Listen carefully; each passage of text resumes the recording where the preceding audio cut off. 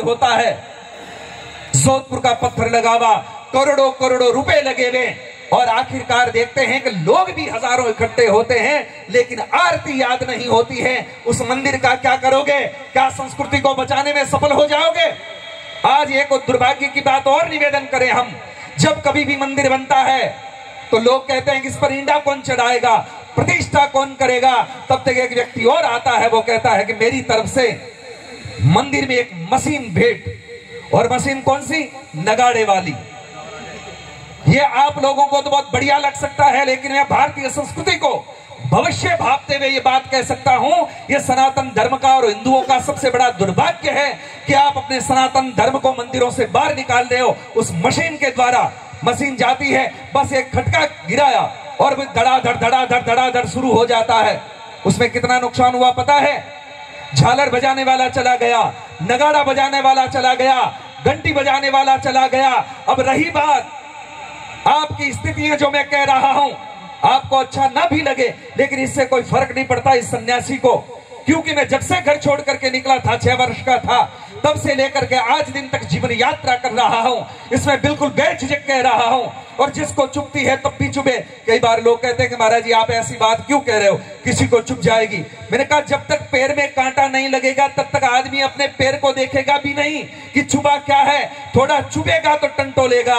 आज दिन तक आप 15-15 सालों से, पता नहीं कितने सालों से भजन संध्याएं कर रहे हो, मंदिर में आकर के मत्था टेक रहे हो, नाक रगड़ रहे हो, लेकिन आरती याद नहीं है। आपको नहीं लगता कि आपका सबसे बड़ा दुर्भाग्य है?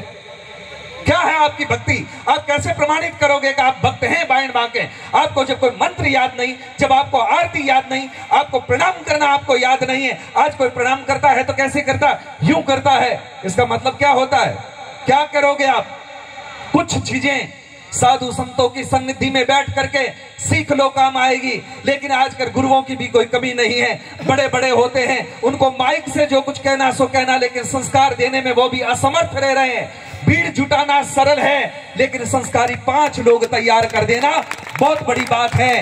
महाभारत के युद्ध को देखेंगे तो एक तरफ 3 करोड़ लोग थे और एक तरफ भगवान कृष्ण मात्र 5 बच्चों को लेकर के खड़े हुए थे, और उस पूरे महाभारत के युद्ध के निर्णय को बदल करके रख दिया। ये संस्कारों की बात होती है, सनातन की बात होती है, परंपराओं की बात होती है।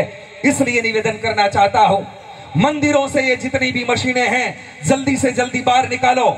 और आजकल आरती याद नहीं होती तो क्या हुआ पता है? मेमोरी कार्ड आ गया, पेन ड्राइव लगा करके और खटका डाल देते हैं, फिर ओम जय जगदीश हरे हो जाती है, ओम शिव ओमकारा शुरू हो जाती है। आपको कोई लेना देना नहीं।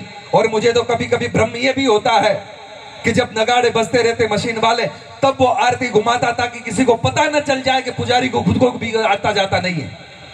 हकीकत तो ये है, क्योंकि बस नगाड़ा बजता रहता है, वो घुमा करके पूरा कर देता, पता भी नहीं चलता कि हकीकत क्या है। लेकिन क्या कहें क्या करें समझ में नहीं आता। जितने मंदिर बन रहे हैं, जितने मठ बन रहे हैं, मुझे नहीं लगता है कि सुधार केंद्र है। मुझे लगता है कि नशे की फैक्ट्रियां खोल रहे हो। जितने भी भारतवर्ष में कहीं पर भी जाकर के देखता हूं, बड़े बड़े मंदिर होते हैं, वहां पर हर आदमी वहां बैठा क्या करता है? या तो हथेली चाटेगा या फिर गोचे चूसेगा। इससे ज्यादा हमने कुछ नहीं देखा है। ये दुर्भाग्य है सनातन धर्म का। इसलिए ये बातें आंखों से देखी हुई कह रहा हूं। आपको बुरा लगे तो सुधरने का प्रयत्न करना, ताकि सनातन धर्म अपने पैरों पे खड़ा हो सके।